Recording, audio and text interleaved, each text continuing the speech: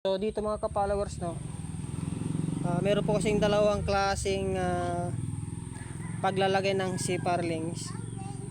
At dito maraming mga taong naguguluhan kung saan ba yung mas matibay o ano yung tamang paglalagay ng CPR-LINGs. So dito makikita natin ay ito yung tinatawag na CPR-LINGs na nakadapa. Ayan. So marami pong gumagawa rin ng ganito, nakadapa. At meron ding yung tinatawag na CPR-LINGs na nakatagilid. Ang tulad na ganito. Meron po siyang glitch. Ayan. At nakatagilid yung CPR-LINGs. Ayan. So merong mga kanya-kanyang katangian yung dalawang ito, yung nakatagilid at yung nakadapa.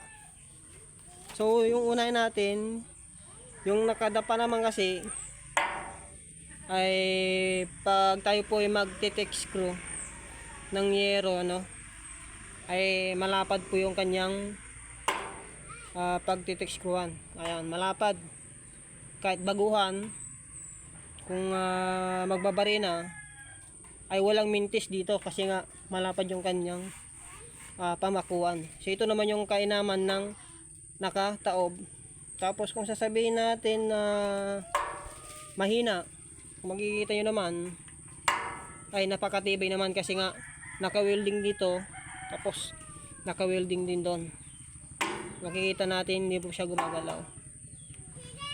Tapos yung pangalawa ay dito sa silong, makikita po natin kung saan mismong kung meron man tulo, nakikita natin kung saan siya nanggagaling.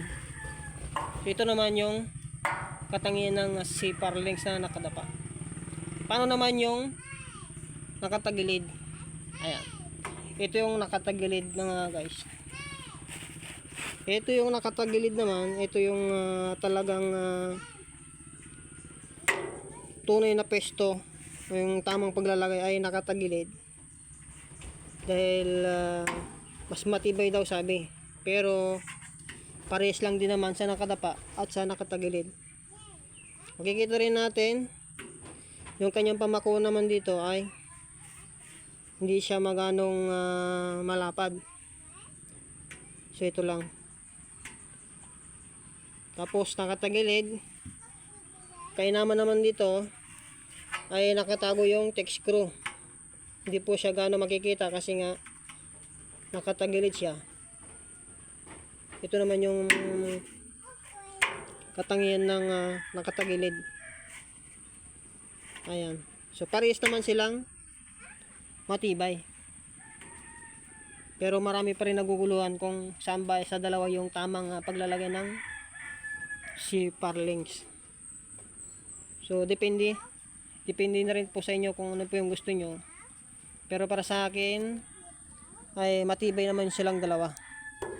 Depende lang sa magwe-welding kung ipupulwid niya or kung marunong siyang mag-welding.